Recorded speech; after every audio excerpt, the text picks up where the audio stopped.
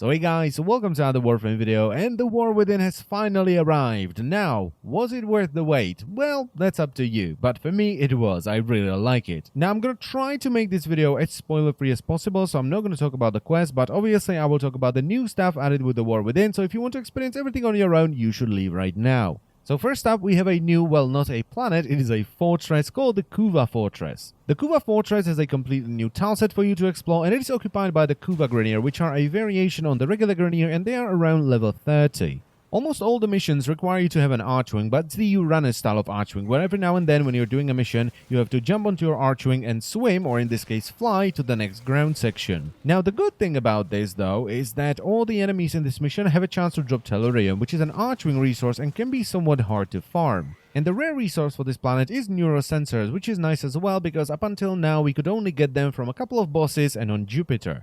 And in total, there are 8 missions that you can play in the new Kuva Fortress. There is an Assault mission, which is a completely new game mode that's kind of like Sabotage, but it's far more expansive and it's a lot of fun, and I'm not going to spoil it for you. Then there is an Exterminate mission, a Capture mission, Mobile Defense, Spy, Survival, Rescue, and a Defense mission with a lot of environmental hazards. The tileset is fairly maze-like at times, and it has a lot of verticality to it, which I personally like. But oh god, please be prepared before you venture into the Kuva Fortress. It is dangerous. The enemies are fairly standard, but they are accompanied by minigun turrets, rocket launcher turrets, and there are mines all over the place that will ruin your day if you're not paying attention. Now, you may have noticed that this video is quite a bit prettier than my previous videos, and that's simply because I'm playing with everything maxed out to show you the new volumetric lighting and also the new grass. Isn't it pretty? Yes, it is. And it's not even that demanding. I mean, when I'm running around in the grass and I'm recording, I'm getting about 80 FPS as you can see. And when I'm just running around in the tileset, I'm getting about 100 FPS. But you have to bear in mind that I am recording, so I'm losing about 20 FPS because of that.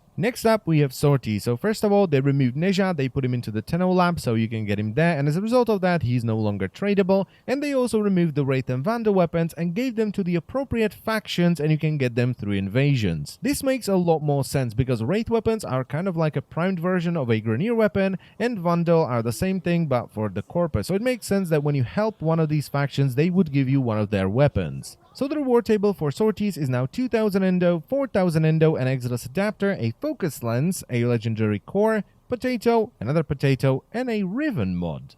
Now, what is a Riven mod? Good question. They are basically an RNG mod. When you finish a sortie, you have a chance to get a rifle Riven mod, shotgun Riven mod, etc. And once you get it, you will get a challenge to unlock that mod. So as an example, the one I got was to headshot 3 enemies in one aim glide. And once you finish the challenge, it will give you the mod. Now, I'm not sure how they work, but the way I think they work is basically whenever you finish the challenge, it will pick a random polarity, it will pick a random weapon from the class that the Riven mod was from, and it will pick random bonuses and negatives for the mod. So you can end up with something like this, where I got a Snipetron Toxicist mod, which gives me more critical damage and more toxin damage for the Snipetron. When I was streaming earlier, people were posting their Riven mods and they got some crazy stuff from it. Like I saw one for the Boltor and Boltor Prime, which had plus raw damage, on top of plus puncture damage, plus critical damage, but it had minus status duration, which doesn't matter for the Boltor. But then again, some people also got mods that added punch through to the Mitre. Now, you can only have 15 Riven mods at any given time. They take about 7,500 Endo to max. They are weapon specific and they take a lot of mod capacity. Next up, Endless Fissure missions are now worth running, and that's simply because after 5 waves in defense, 1 round in interception, 5 minutes in survival, and after 2 excavators in excavation, you'll be able to select another relic to crack. On top of that though, every time you select a new relic, you will get a bonus. So after the first relic, you will get 25% more affinity. After the second relic, you will get 25% bonus credit. After the third relic, you get 25% bonus resources. After the fourth one, you will get 25% bonus resource drop rate. After the fifth one, you will get a random exceptional relic, which can then be used in the same mission. After the 6th one, you will get 50% bonus affinity. After the 7th one, you will get 50% bonus credits. After the 8th one, you get 50% bonus resources. After the 9th one, you will get 50% bonus resource drop rate. After the 10th one, you will get a random flawless relic, which you can once again use in the same mission. And if you go up to 15, you will get a random flawless relic, which you can once again use in the same mission. And every 5th interval after that, so after every 25 waves in defense, 5 rounds in interception, and so on, you will get another flawless relic. And every relic you open will give you traces. This is awesome, I love it.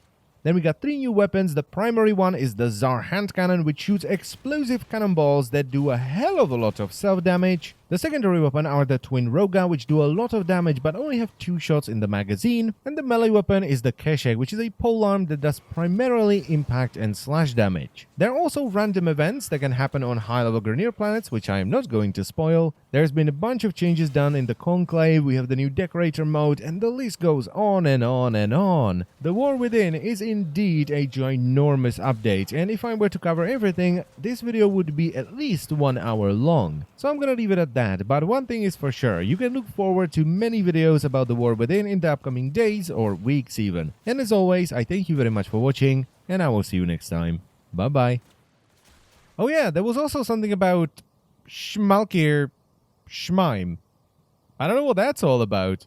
Tee-hee.